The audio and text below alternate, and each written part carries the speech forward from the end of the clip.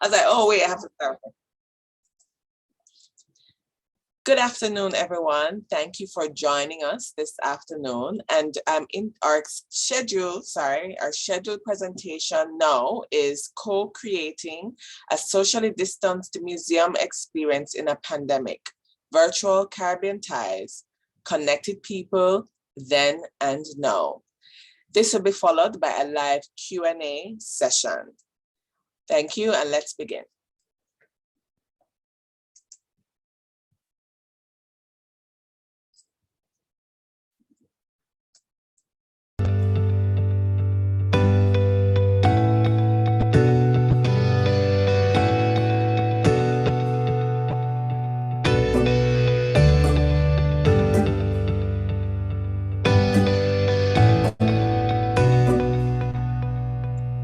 Good afternoon, everyone, and welcome to this session, Co-Creating a Socially Distanced Museum Experience in a Pandemic, Virtual Caribbean Ties, Connected People Then and Now Online.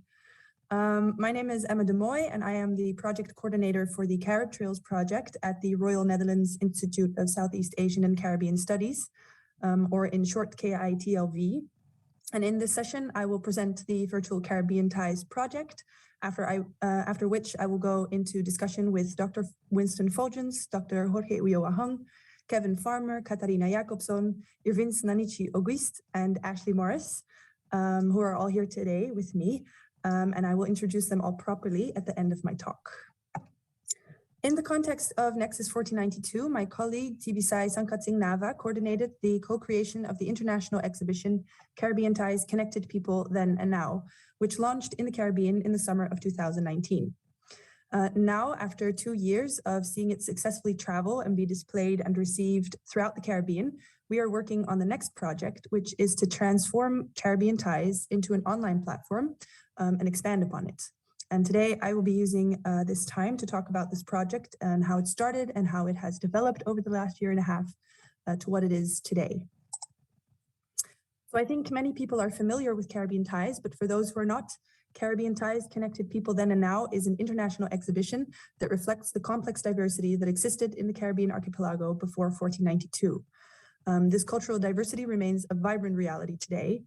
Combining local, regional, and global perspectives, Caribbean Ties focuses on the connections between past and present Indigenous cultures and the current multi-ethnic communities in the Caribbean. And as such, it explores the current living impact of Indigenous heritage.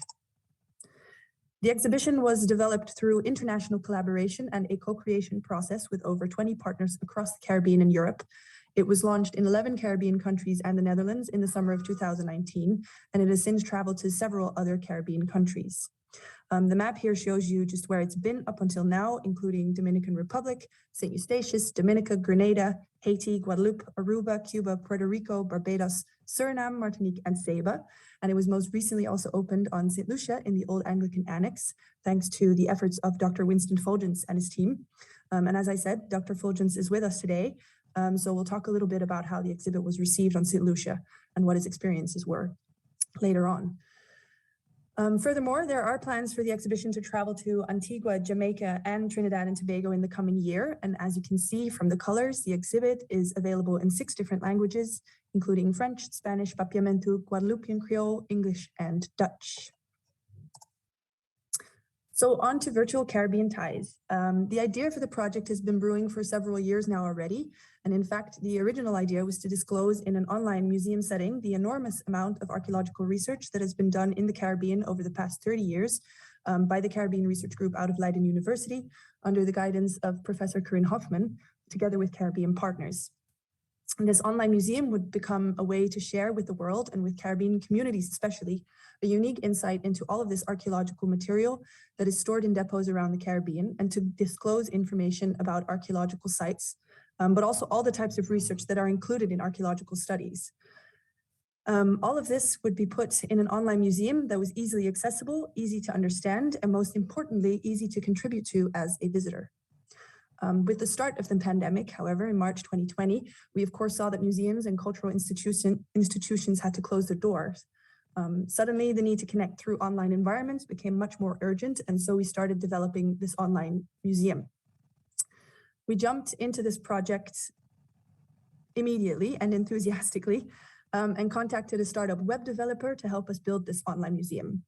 And at the same time, it was an opportunity to help out students from the Faculty of Archaeology at Leiden University who were suddenly stuck at home with no prospects of doing archaeological fieldwork and consequently missing much needed credits to obtain their degree.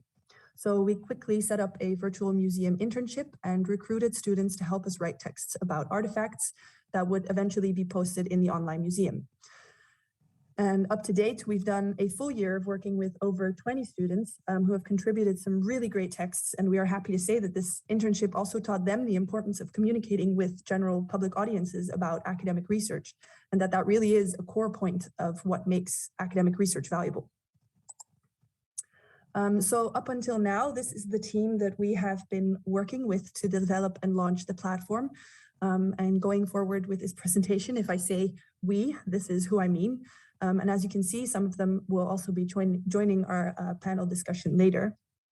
Also, I would like to take this moment to say that if you're interested in joining our team to discuss and plan the near future developments of this platform, then let me know. And I will be sharing my email at the end of the presentation, so feel free to reach out.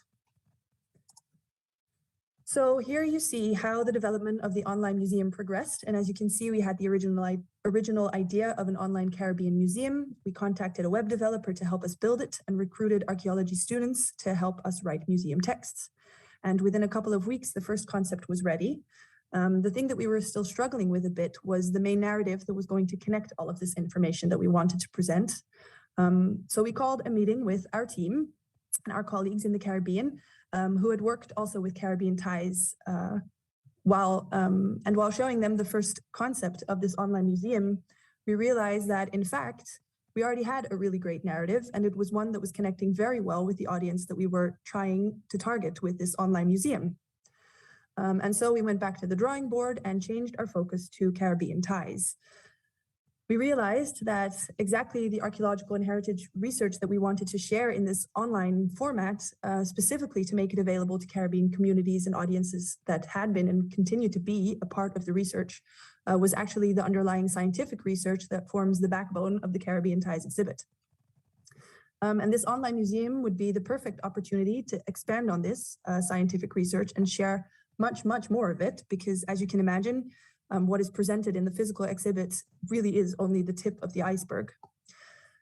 Also, pouring our original idea into the Caribbean Ties mold would actually enable the platform to become much more than just an online museum. And I will talk about that a little bit more.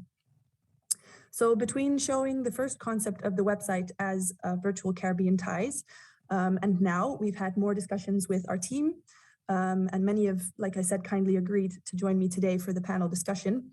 And so we will get a chance to hear their thoughts on how they think virtual Caribbean Ties platform should develop moving forward, and how they envision the platform becoming of value to Caribbean communities.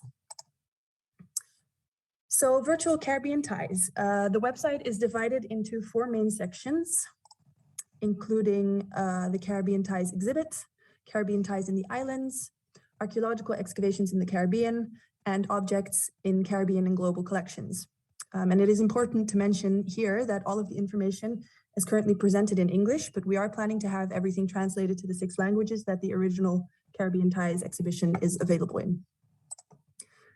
So Caribbean Ties, the exhibit, shows the exhibit as it is presented physically in museums across the Caribbean and the Netherlands, and it sticks to the main narrative that is built around these 4 themes: multicultural landscapes, travel, migration, and exchange, changing diets and beliefs, and the future of the past.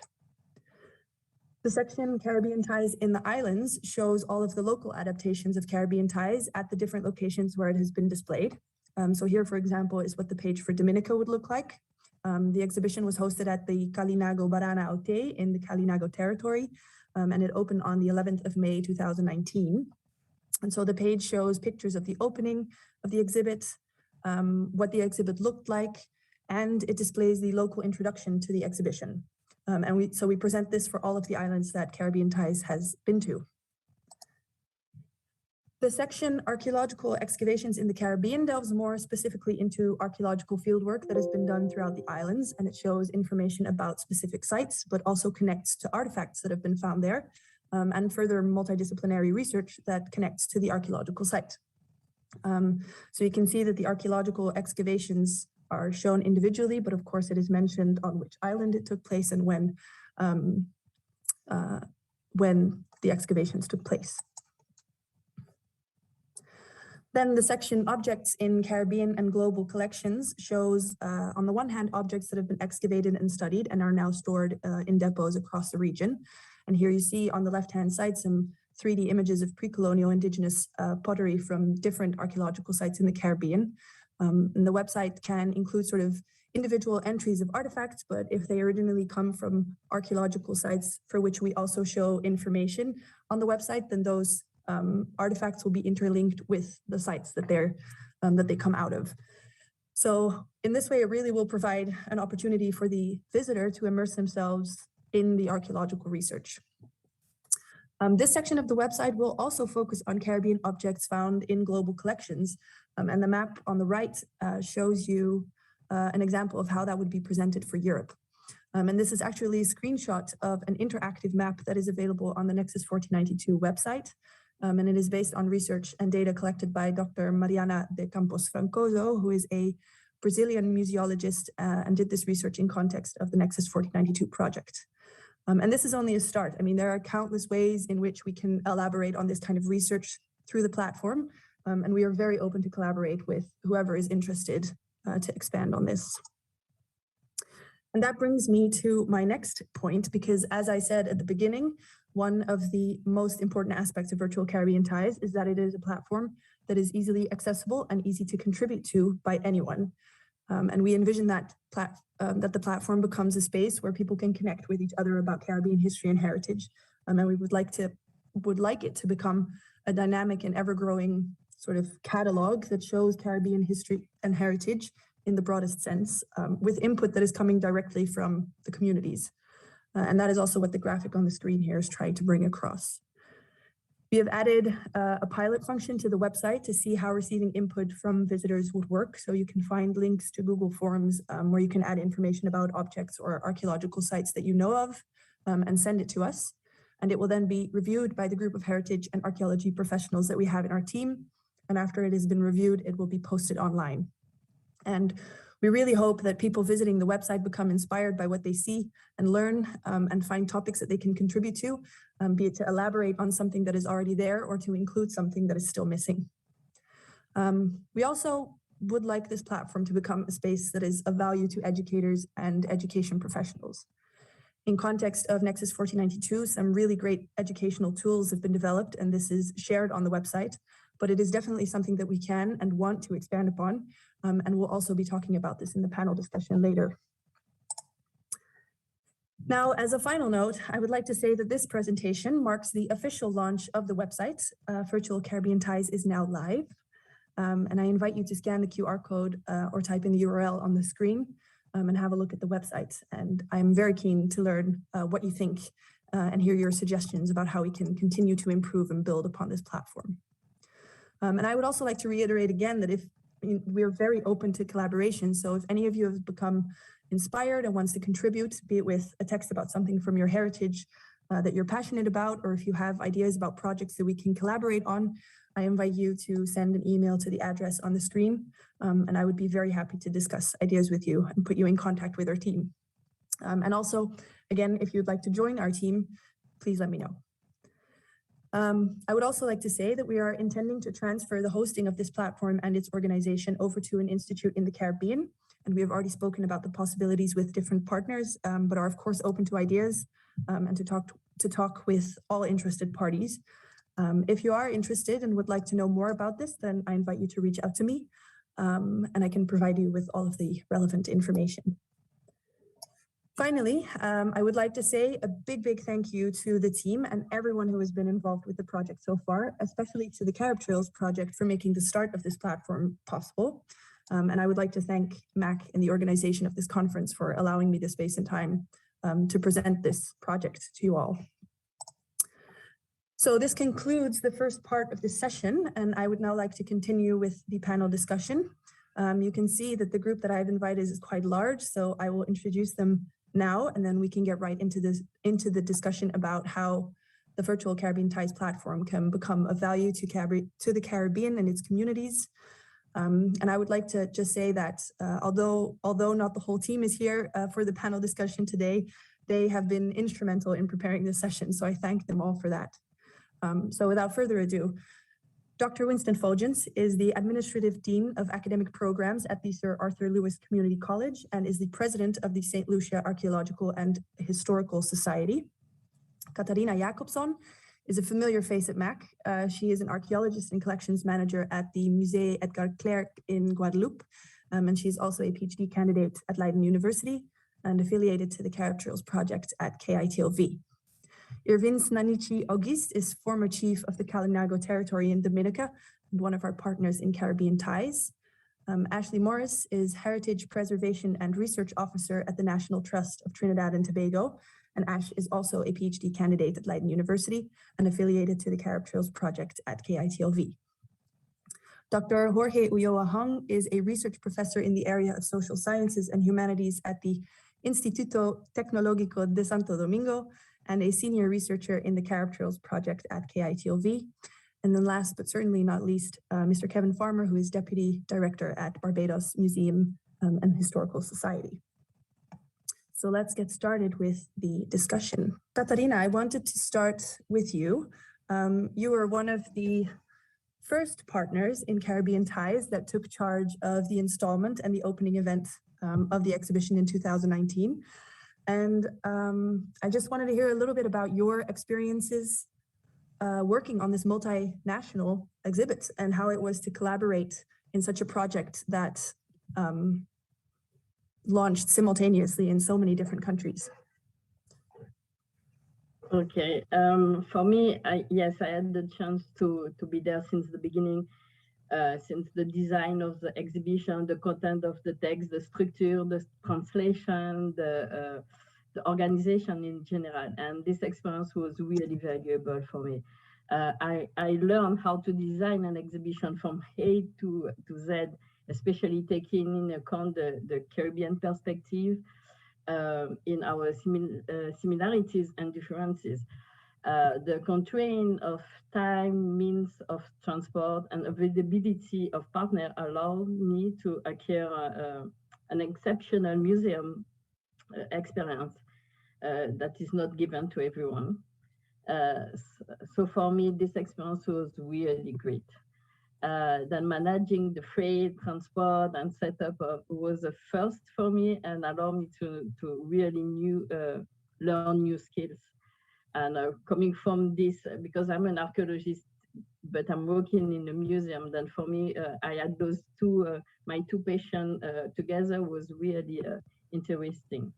While waiting for the exhibition to arrive, a real lobbying campaign had to be undertaken to find financial partners to make it live. In this sense, we had a business plan, contacted companies and associations invested in archaeology. Then we tried to involve the population as much as possible by organizing a collaborative experience to match the exhibition, but to give our local touch. And by highlighting our particularities, because that was the point of Caribbean Ties, it's to be exhibition for everyone, but with the particularity of each island. So all the teams had a local variation, a sort of mini exhibition in the global exhibition.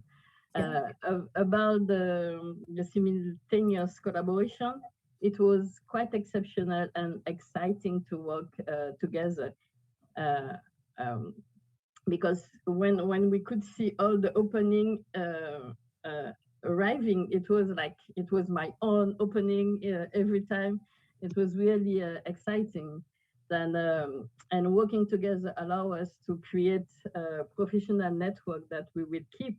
And what is interesting to see also how the same elements could be shared and expressed in a different way depending of our background, and this give us ideas to know what to do next. And it was really fruitful for my vision and for the next exhibition I want to organize. And what can I say about the exhibition in Guadeloupe and how the people received it?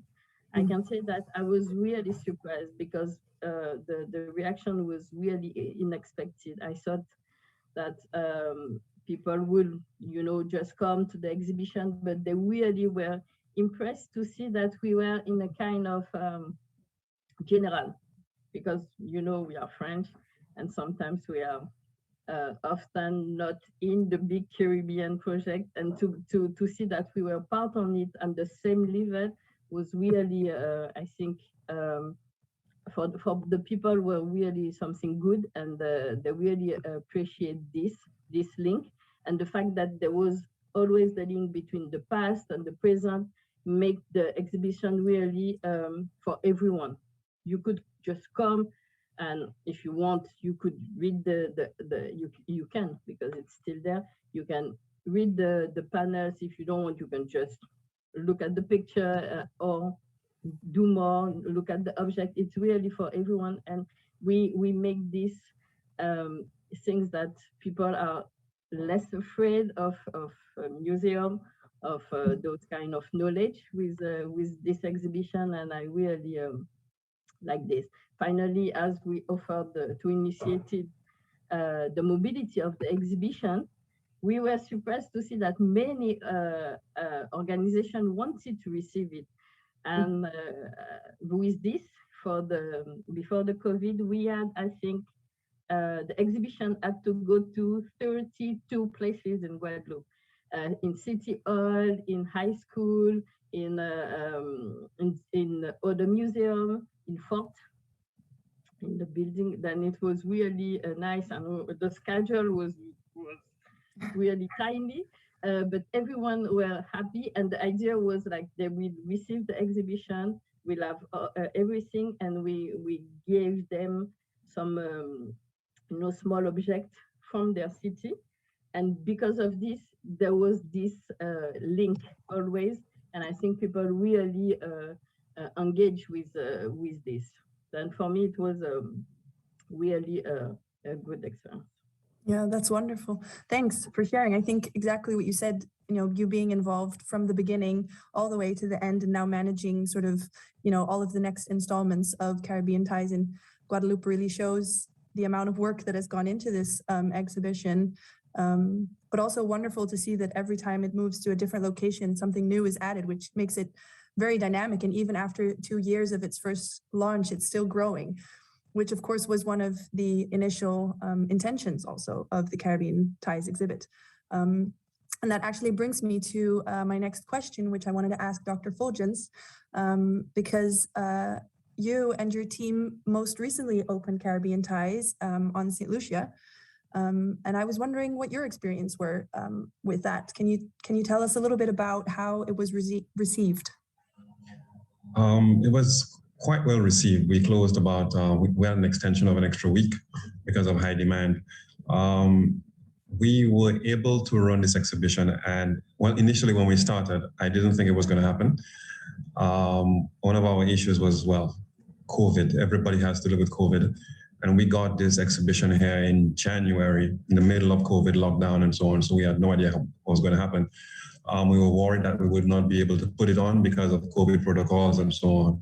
But luckily, things kind of pitted down and the numbers went down, so we were able to move in a specific direction. But our experience is such that we found ourselves, when we received the exhibition, as an island, if you will, where we had no partners. How are we going to do this? We couldn't find a site. And COVID was looming. But COVID actually, we paused to figure it out. And what happened was we found a number of partners, a number of very powerful, important partners who joined with us and actually made this happen. The public response, I thought, was a little surprising. As much as we wanted to put this in the public and raise heritage and history in the society, the public response was overwhelming. I think it's because we were able to bring so many partners together. We were able to hold the exhibition at an old annex, an annex which was over 100 years old. It was one of the oldest wooden buildings in the city of Castries. which actually was a school which had housed a number of St. Lucian luminaries. So heritage-wise, it was important. It was on a site, one of the oldest sites, the site of the Anglican Church in Castries. So it meant that heritage-wise, we had a site that was important, a site that could attract a certain clientele. And we got to a point where we were able to get in the Folk Research Center, the Cultural Development Foundation, the Indian community, the Rastafari community. We were able to bring in, surprisingly, the Ministry of Tourism, who actually came in and did quite a good job with us. The Prime Minister's office came in, and so we were able to get a number of partners who were able to bring some kind of prominence to the exhibition. And the public response was overwhelming. For us, the most heartening thing was the number of school kids, well, school-age kids who were able to attend the museum. And our opening ceremony was a big, lavish ceremony, which initially we thought could never happen because of COVID, but we were lucky enough for it to happen that way. Even our closing ceremony and the amount of press that we got was astounding. The exhibition had been so successful that when we had put it on for a month, we tried to coincide with Emancipation for the month of August. When we were about to close, we got calls, why are you guys closing? We were like, we have to send this off. We can't keep it. And we got an opportunity to actually keep it one more week because of, again, shipping and difficulties because of COVID. And we find ourselves now with an exhibition that people are demanding is supposed to come back on. And again, COVID has given us another opportunity. Schools are now coming back in session virtually, but we think we can get more people to come. And of course, I'm still getting calls and emails asking for this exhibition, why it has been closed. So with this overwhelming response, what we are planning to do now is to actually start it all over again with a little idea called of temporary museum. So hopefully we're able to build on Caribbean ties as the core of that project and use it. What was most important for us is that heritage actually rose in prominence because of Caribbean ties. It is now on the national agenda. We have policymakers talking about it, which was what was very surprising. It put heritage and history on a national agenda once again, in a way that people are now saying, this has to be done, that has to be done. For example, one of the weaknesses we have is that primary schools do not teach history at all. And the question is now coming back, why not? And Caribbean ties is affecting that conversation to bring it up to prominence where policymakers have to look at the issue again.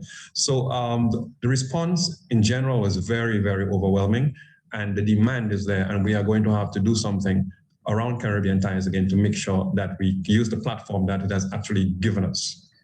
Yeah, that's really great. And I mean, wow, that it has had that effect on, national sort of level and what should be taught in schools, that people find that have maybe gotten a sort of new appreciation for that and how important that is to teach in schools as well, but just to people in general, through an exhibition. And I remember, Dr. Phulgence, from when you were participating in the Local Voices webinar, you also said that hosting Caribbean ties at the location where it was had serious implications for sort of the safeguarding of that heritage of the building. Yes, the building actually was earmarked for destruction. In fact, when we first visited the site, I got called into a meeting because what we did, we set up a committee with all of the organizations, and this committee would run the program. We didn't want anyone at the site. I held my head thinking maybe we made a mistake here because the building was earmarked for destruction. And within a month, engineers were brought in, architects were brought in, people began to make phone calls about preserving buildings and heritage sites and so on. So what it did in so many different ways was force the society through these organizations to look at heritage preservation. That building had been earmarked for destruction, and now the demand is no one is going to touch this building. It has to be preserved. It has to be refurbished. And the church now is in a situation where it has to preserve that building. And the age of the building and the prominence of that building on that specific site, and not just that, is the access that it gives. It is from walking distance from almost every bus stop in Castries, in the city of Castries. So everyone has access to the site. It's not one where you have to catch transportation to get there. So the prominence of the building, the fact that it's a site accessed by most people in the society, meant that the building had to be preserved. And I think we are very, very happy that this another one of those. I think what we have is like Caribbean Ties. I was speaking at a meeting last night. Is just a gift that keeps on giving. And when it comes to history and heritage here, I think we got a big stroke of luck with the combination of Caribbean Ties and COVID, which forced us to sit back and think about how we were going to do this. And in the process, we found that we could do so much more than we had initially thought. It was supposed to be just an exhibition. I think it has now started something akin to a national movement where heritage and history are concerned. Yeah, that is amazing. And especially considering, you know, how everyone thought that COVID was just going to halt social life and life in general. And it has actually provided something absolutely wonderful and so meaningful as well. So thank you very much for that. Vince, my next question was for you because you're also closely involved with the installment of Caribbean Ties in the Kalinago territory in Dominica. And I was wondering if you could tell us a little bit about what your experiences were, how it was received in the Kalinago territory and specifically by a descendant community. Good morning, thank you. Yes, the community accepted it very, very reasonable. I think with us, the opening was a bit of a disappointment in that we would have expected to have had more people then. But I think that was due to a bit of logistic issues. And so there was not sufficient media advertisement for it. But, and we've had challenges then because it was a very good setting. It was right into an indigenous community. For me personally, it has been a very exciting experience being involved with it and having it on the island permanent. I'm sure St. Lucia would have preferred to have it that way, but the challenges we've had really with it is that Hurricane Maria had destroyed a lot of the places. And so it made it difficult for us to have a place to have it permanently on the territory. And as a result of that, when we were threatened by another hurricane, I think the following year, we had to dismantle it and take it to Fort Shirley, where we felt it would have been better stored. And Dr. Lennox Church was very kind and happy to not only have it stored there in boxes, but he actually provided 3 rooms for us where we could put it up on display.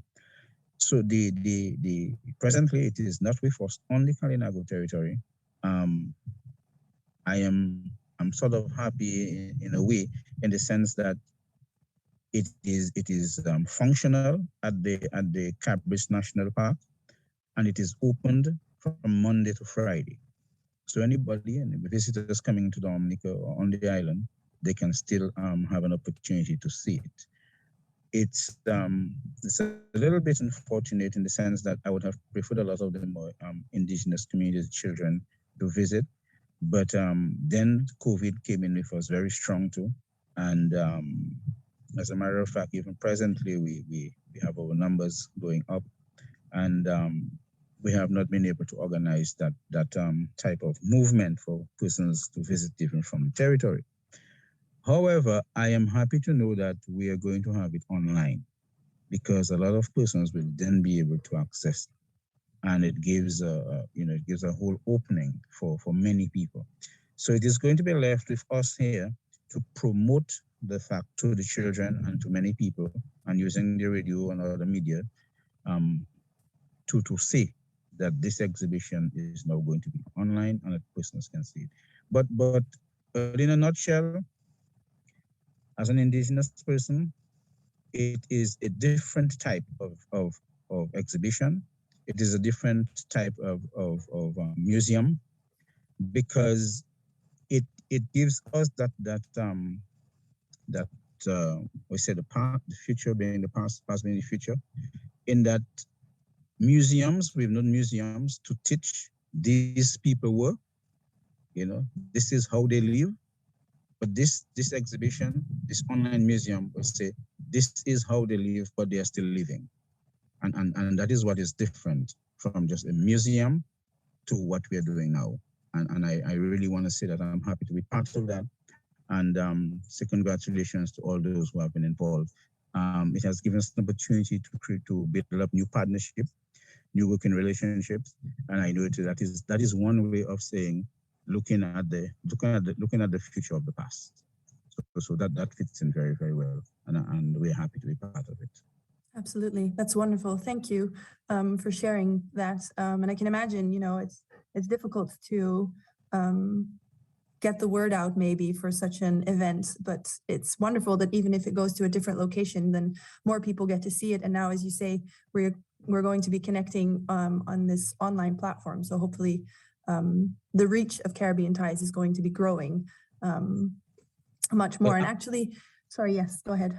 Yeah, well, actually, what we are now looking at, and just this morning I was out early, just making another visit to what is the old council building.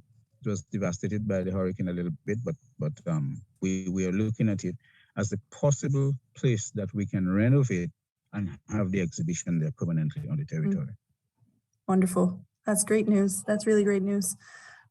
Yeah, so as I was saying, I think the aim of Virtual Caribbean Ties is to be able to connect with communities that are not necessarily near a museum or do not necessarily have access to the museum.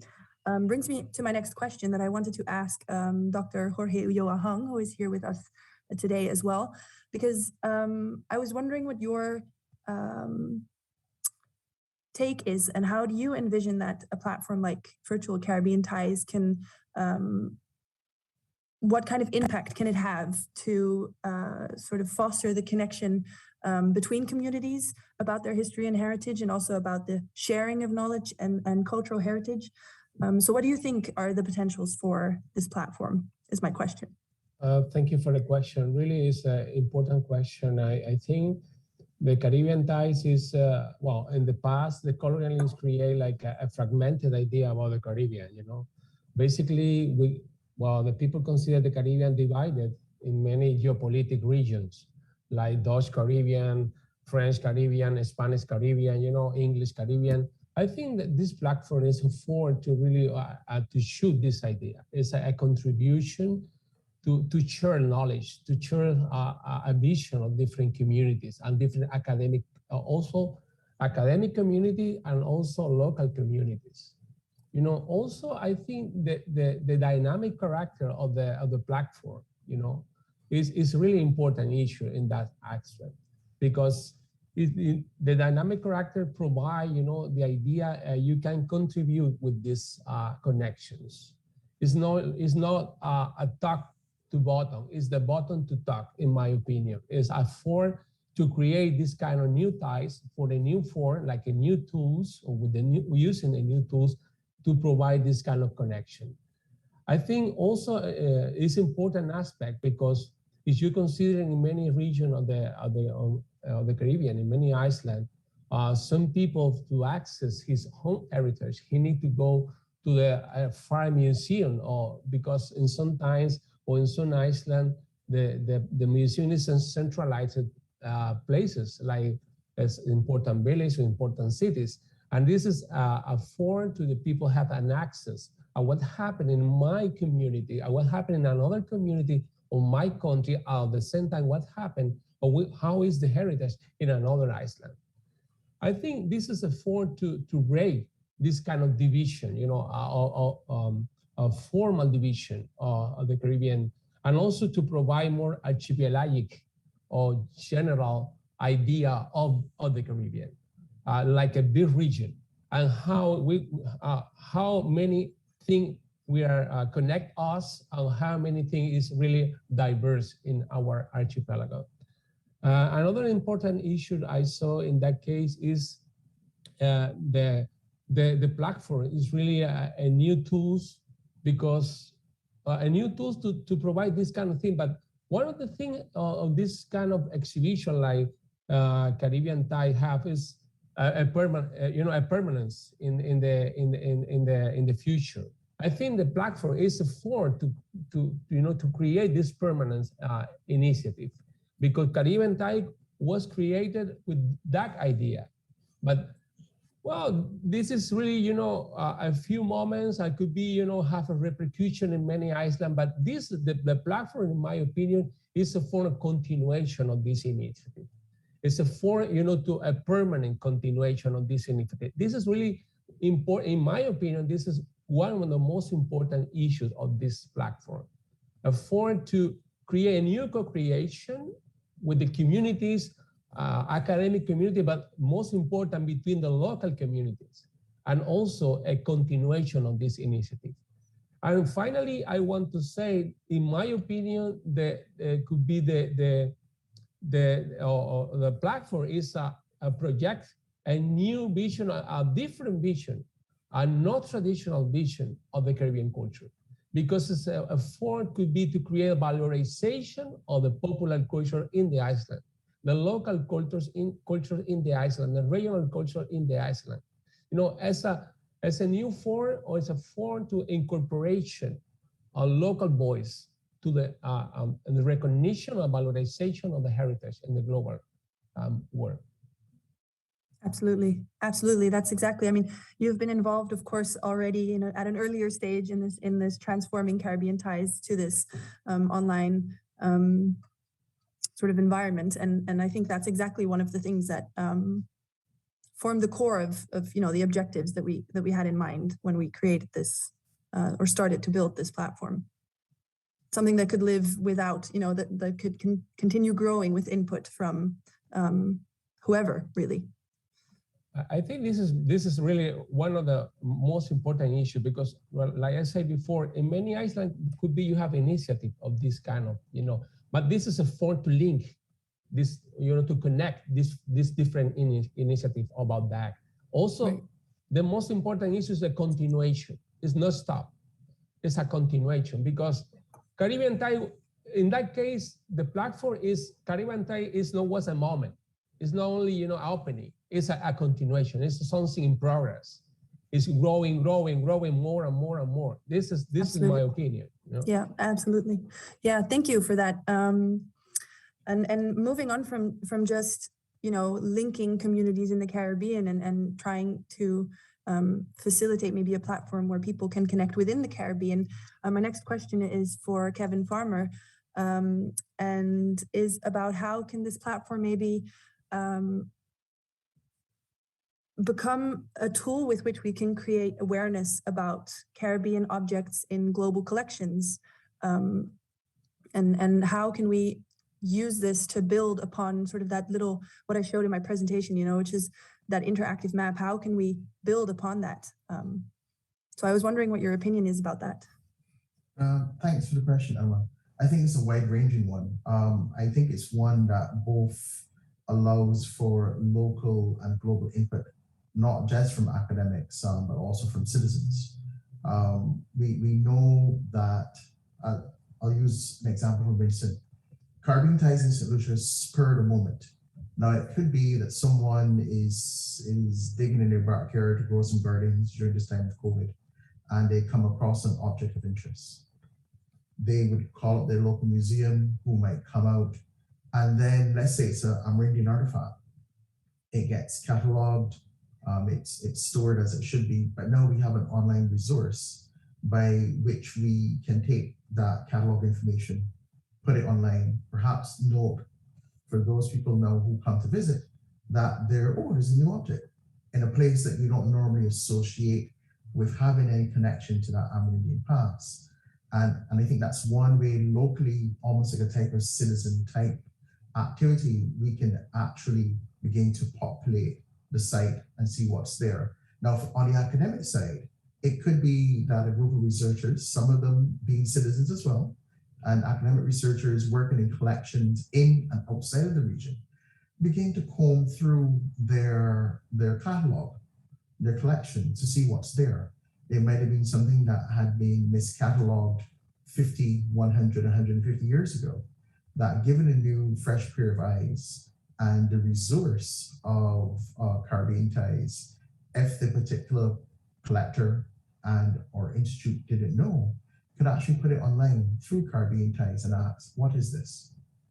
And in short time, because we have populated with so many academics and enthusiasts to say, oh, I know what that is.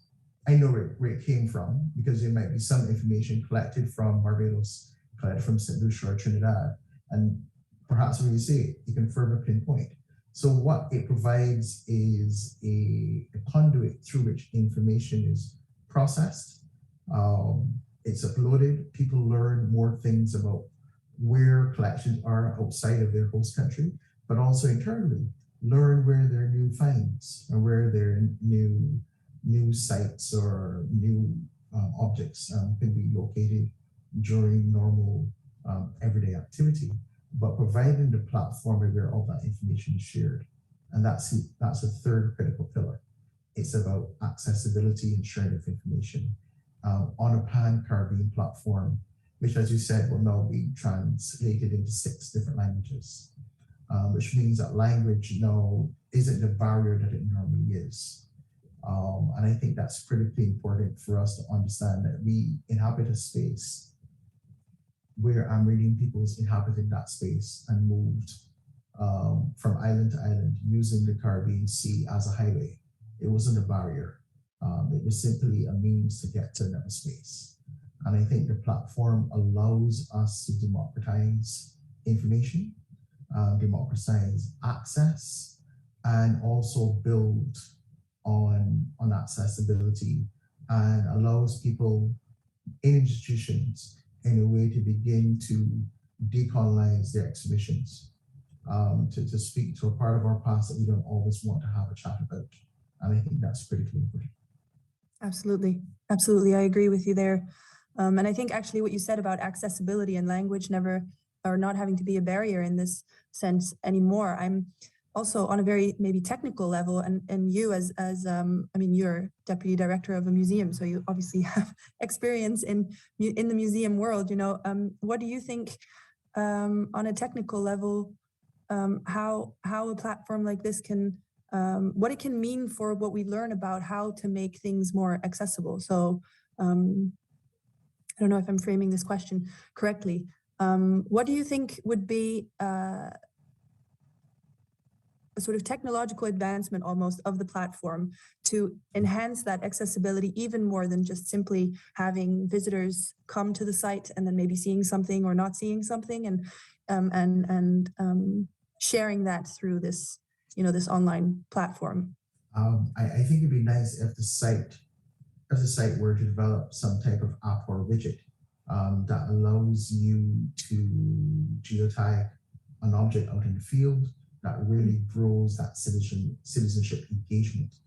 Conversely, I know sometimes we're a bit reluctant to geotag sites because of pilferage, but I think if that is done in concert with a national effort to enforce our archaeological legislation, it then becomes a tool by where border agencies themselves are taught. They might see something and say, oh, what's that? I say, oh yeah, there's a Caribbean Ties website. Let me go to that and see if there's something similar there. But it's really about that app being used as that tool by the professional, the academic, the enthusiasts, to provide that citizenship engagement and out in the field, walking, taking hikes, coming across a site or a feature, taking a snapshot, putting it up online. Others come in and add more, layer more information on. I think what that does, it now turns it into a tool. It's no longer a static tool. Well, let's visit the website, but I actually have something on my phone that I can quickly engage with and tell other people about what I found, and that they can add additional information. So I think using it as a tool to further access is also important.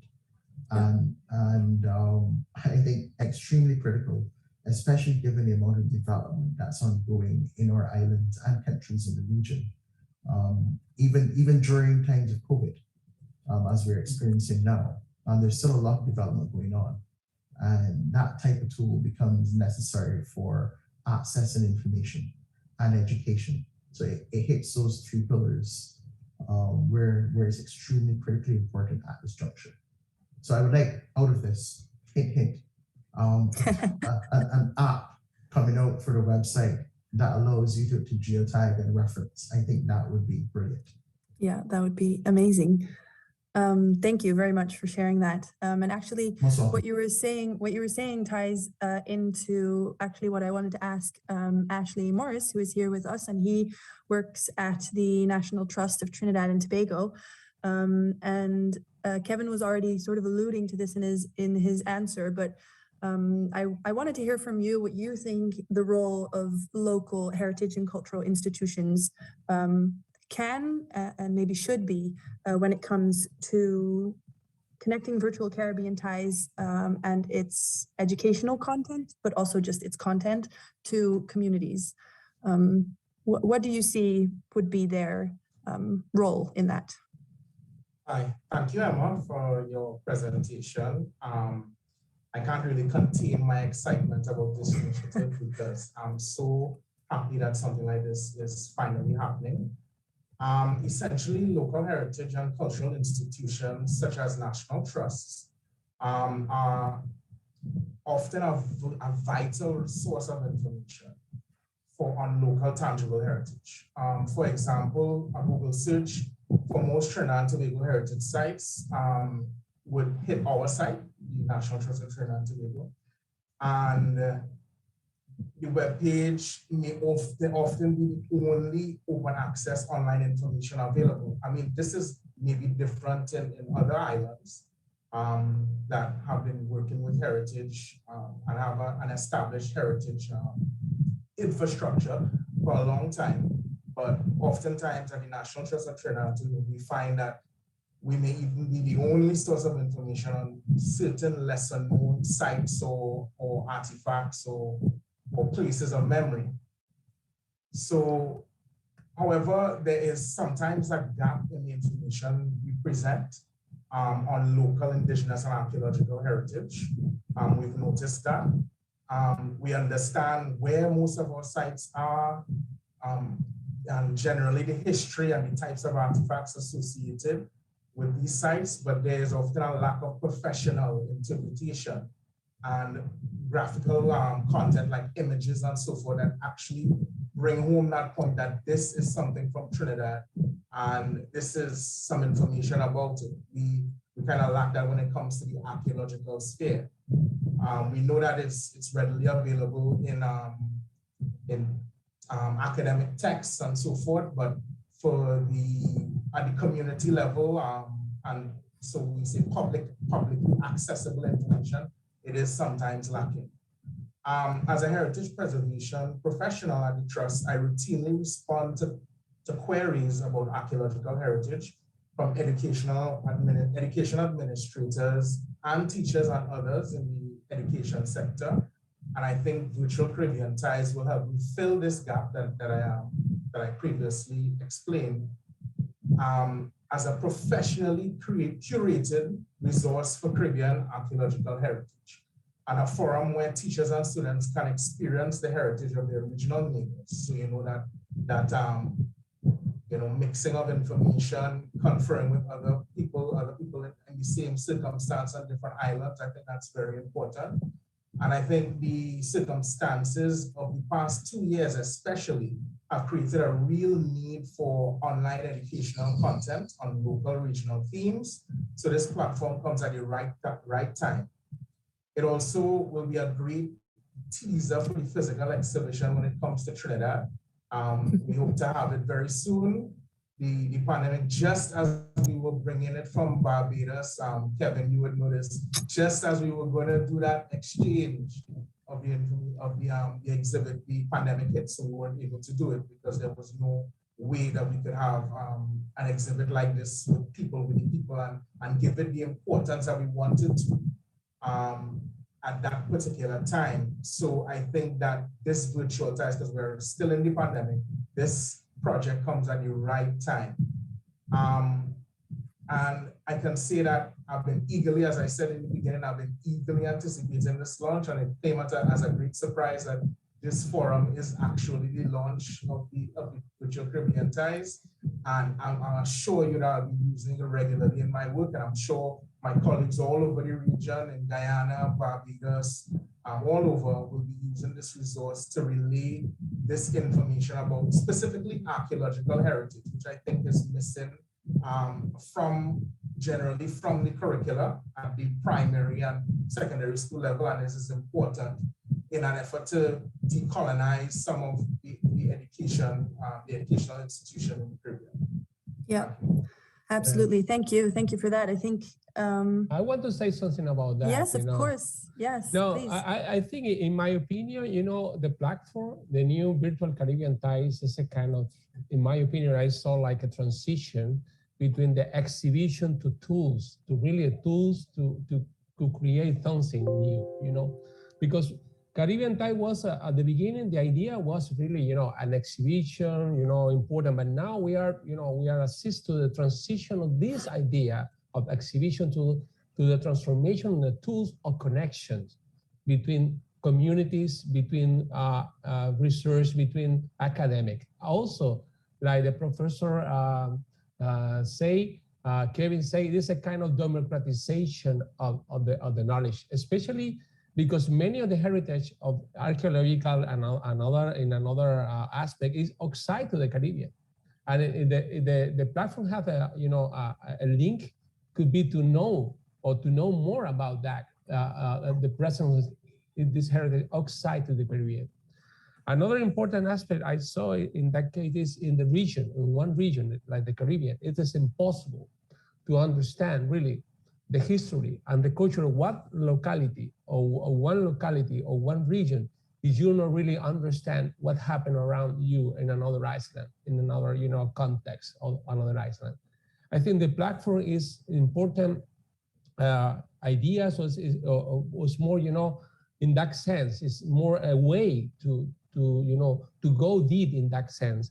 And basically, I think the platform is a call to consider the interaction not only like a category to understand. It's a call to feel the interaction like a tool to really understand the Caribbean region, like a reality, a reality in academic and in community connection to really understand what happened in the Caribbean in the past and what happened in the Caribbean today.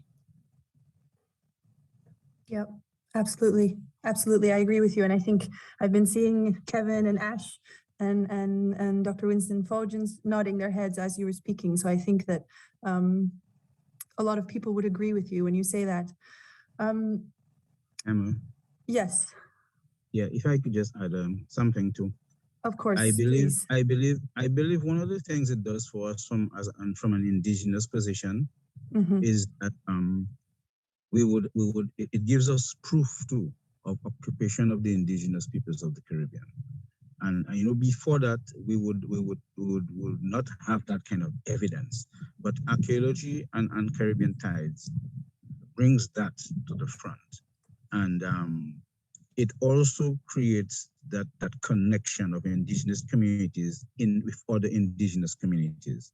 Now, it does not only create that connection, but it also gives the opportunity that we can share the sort of resources that exist academically and probably economically with other indigenous communities and on a wider level, on a world level. So that is the dynamism that is coming out of an exhibition like Caribbean Tides. Absolutely. Absolutely. Thank you. So I was planning on asking more of you this question, but because we are pressed for time, I only have time for one more. So I will ask Winston if you have an answer to this last question that I have, which is what do you, in your opinion, think is necessary to ensure that virtual Caribbean Ties becomes a sustainable and a sustainable platform and something that can grow? And I think we've already heard a couple of suggestions here, but I just wanted to hear as a final note, short answer, what is your opinion? Yeah, I think the question has already been answered. When you spoke in the beginning, you spoke about the fact that local voices would have to be contributors to this process. And I think because it's coming from the bottom, as has been said before, and the fact that local entities can actually contribute to this ensures that it's going to be sustainable, because what happens now is that every stakeholder actually has an interest in making this work and would be able to contribute to it in their own way, shape or form. And I think as a result, what we're going to have happening is what historically has not happened in the Caribbean is that the working of all of these different cultural organizations, cultural entities, ethnicities, and so on, are being pushed into a direction where they all have to work together. And because you have to get this unity and these ties, Caribbean ties, the title itself says it all, we are going to have a situation where it's going to be sustainable because it's coming from the bottom up rather than the other way around. Wonderful, wonderful. Thank you very much for that final note. And Katarina, I've been seeing you nod your head with all of these answers, and I wish that I had more time to speak with all of you about this. And I'm very happy that. Yes, please go. A final thing, it's like this, for the platform to succeed, we need also to don't forget the reality of the Caribbean, because we are exciting, but don't forget that there is a lot of problem of network. Then we should think of a part in the offline for people to get access to this and keep the platform not elitist. That's my final point.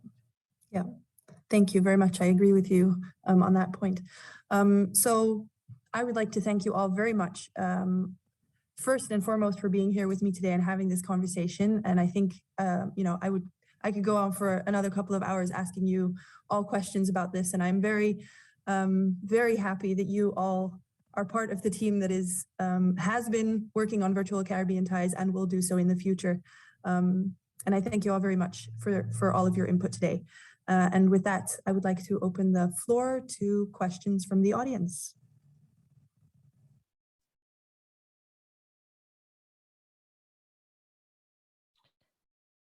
Okay, this is really just a great panel, and it really ties into the Kalinago panel, that session that took place earlier today. So if you missed that one, I'd suggest that, you know, our attendees go back and look at it. So we have 2 questions and we only have 5 minutes left. So we're gonna have very quick responses. So the first one I think is for Emma. From Charlotte, can you speak more to the exhibition design process and the logistics of moving the exhibition across different countries? And the second question is just a follow-up, if the platform will be expanded to think about including other collections tied to Caribbean history, such as Caribbean art objects, locally, regionally, internationally, painting, sculpture, photographs, or is this going to remain strictly archaeological?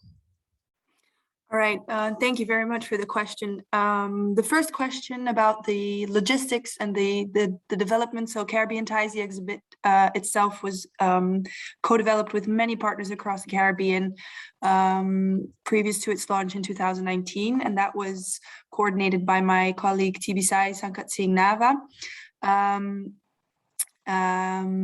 Logistically, yes, it was a huge project to have several installments out, you know, travel from the Netherlands to the Caribbean in time for all of these launches. But I think, you know, hindsight, the success speaks for itself. It was totally worth it.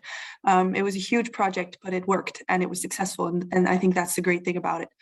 And the second question, yes, the platform, absolutely. If you have anything that relates to Caribbean heritage in the broadest sense of the word, the archaeology is the basis, because that's where this project and where Caribbean Ties, the physical exhibit started, so it's the basis also for this platform. But absolutely, it can be anything that you feel is important that needs to be shared, or that you would like more information about, as Kevin said in his answer in the panel discussion. You know, it can work both ways, and we're only at the beginning exploring the possibilities. So if you have any suggestions, please let us know, and we're very happy to work with you on expanding it in any way we can. Okay, okay, go ahead, Katarina. Okay, if I can complete what Emma was saying about the first question, for the design of the exhibition, the idea was everything was made in the Netherlands, but during all the process, we are meeting with people in the Netherlands and the local partner in the Caribbean, and Jorge, me, and some others were there to give our local perspective also, because I remember sometimes we wanted to put color, and finally we say that it's not, it's kind of, how to say, stereotype to put the Caribbean with a lot of color, and for us was not so important. We had the idea to put a map on the ground, but we say, okay, no, that means we are working on our island, and doing all the process of making it, that was in mind to exchange also with us, with everyone. But we wanted the exhibition to be transportable from place to place, because the idea was really, with the exhibition, to go to give access to this knowledge to everyone. That's why if you go to see the exhibition, you will see that everything is can be put together without, I don't know how you say in English, like the I don't know, the beast, I don't know in English, sorry. Screws. Yeah. Yes. You can fix everything without losing more than hands. And that was the idea of the exhibition. That means you can bring it everywhere, and it's 4 different panels.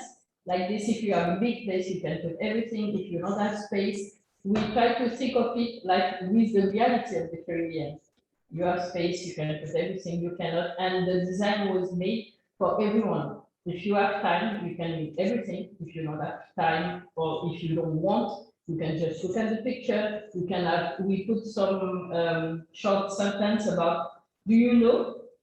And if you want, you can just look at those. It was made for everyone. And because we know the reality that it's not everyone who go to exhibition, and we just needed to find a way to attract people. And that's why something really important with Caribbean Tiles, we put replica of objects of all the island. That means everywhere you will go, you will find, and this is really something new, you will find in all the island a view of the Caribbean archaeology. Because normally, if you go in Guadeloupe, you will see material from Guadeloupe. If you go in Trinidad, you will find material from Trinidad.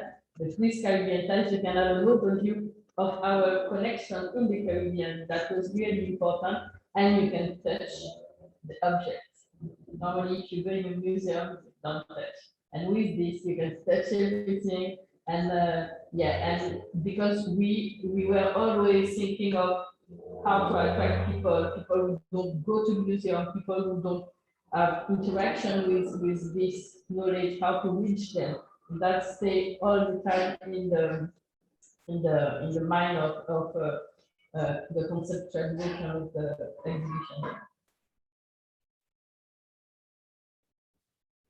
Do any of you have anything else that you want to say? So I think the logistics component, I think, is something, because it's moving from island to island.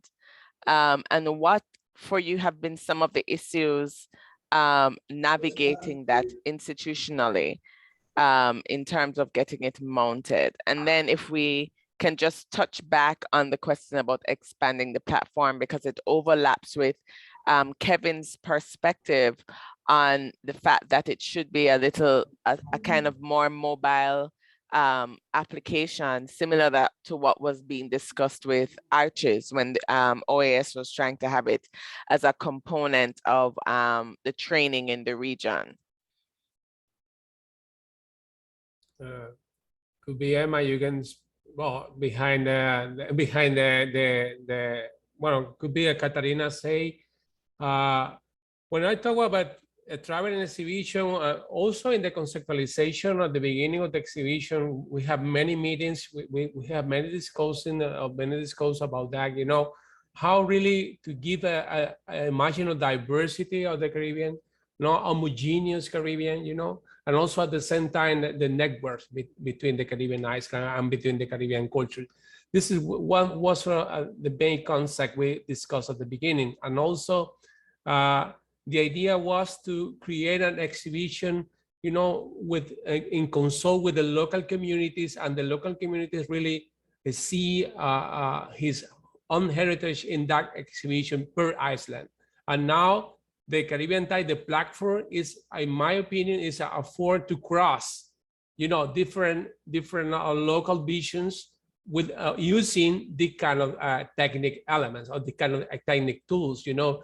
This is, in my opinion, this is really a possibility to cross, you know, the first could be the first conceptualization of diversity, or many opening at the same time of the Caribbean, and now we have a possibility to cross, you know, to create more link and interaction between all different visions, you know, to create more a synergy or more, you know, a complex vision of our region. It's just like, don't forget that what we want is with the platform, with the exhibition, but mainly now with the platform is to connect the Caribbean, because we are all working from our perspective, our island, but we are working for the same thing, the heritage, the Caribbean heritage. And with the platform, we want for people to know their history, that we are who we are, but because we have this shared history. And with the platform, you can see that in I don't know, in Barbados, we have always the same thing, that Guadeloupe, that Dominica. And yes, this is our history also. In Dominica, that's my history. And if people start to think in this broader Caribbean way, we will win. And this is what we want to share. And the platform will help us to do this kind of Caribbean link. This is also the reason we are not really consider the platform only by archaeology. You know, archaeology is a component of the Caribbean, you know, connection from the, you know, pre-colonial time, but you have many aspects, you know, you have another aspect of heritage there, you know, like Katarina say, or Emma say, you know, you have paintings, you have you have also, you know, another religiosity, another aspect, you know, really rich in the Caribbean region. And the platform is more, you know, not homogeneous, it's diverse. And at the same time, the idea is to create like a vision of the diversity, not only for countries, for all our culture in the Caribbean. Okay, so we only have, I know Kevin has his hands up, but we only have 3 minutes left. And we actually have one other question here, which is, can other museums apply to receive the exhibit as others are ready to phase out? And I suppose a follow-up would be, how do you apply if you weren't a part of the initial phasing out, the initial process? Yes, the exhibition can go wherever it needs to go. If you're interested in hosting it, then you can reach out to me or to any of the institutes in the Caribbean that has had the exhibit, and from there we start discussing logistics and seeing how we can make it work. Absolutely, it's available to everyone. So, okay, Kevin, it is 1 minute. I think mine was going back to your earlier question about how we can use it and how we can add other layers onto it. So I will say, yes, it can be used to add other layers, but I'll let Emma really speak about that. But recognizing that because we're talking about prehistoric archaeology, recognize that we've got sites like La Pottery and others which come into the historic period. And it's now recognizing what those linkages are. But also discussing what some of the legacies coming out of that prehistoric, feeding into the historic and into our contemporary still exist. And I use Mooij, which is known to most of us in the Eastern Caribbean, whose name is actually Amerindian. And they're flat griddle cakes, which in Barbados are called cassava hat, but called something else somewhere else, comes out of that Amerindian diet. So there are those connections that we can make to our contemporary, that this particular website, and I say app again, can allow us to crowdsource and really see the linkages across languages and across our countries and islands. So I look forward to its development in the future. Absolutely. This was a great session. We now have to wrap up. Please do the post-conference survey. Your feedback is very, very important to us. And I thoroughly enjoyed this session. It was really great. And it ties in with the earlier session on the Kalinago. And of course, the exhibition is available to all in French, English, Spanish, Dutch, Creole, Papiamento. And the feedback on the website so far from the persons in the chat is that it is great and it really should be expanded to be used. Thank you all for this. This was great work. And again, this ties to us working together across language and island and sea to get things done. This was a great session. Thank you all. And we're looking forward to more work. Well done. All right. Again, please do the post-conference survey. And our next session is, let me just tell you what the next session is. Our next session, I can't find it, is, oh, here it is. Verve Creations Mix and Sip. Please go and join and have imaginary drinks. The one yesterday was tasty. We need to do this one again as well. All right, have a good one, everyone, and thank you for joining us. Okay, thank you for inviting me. Oh, hold for your picture. I took one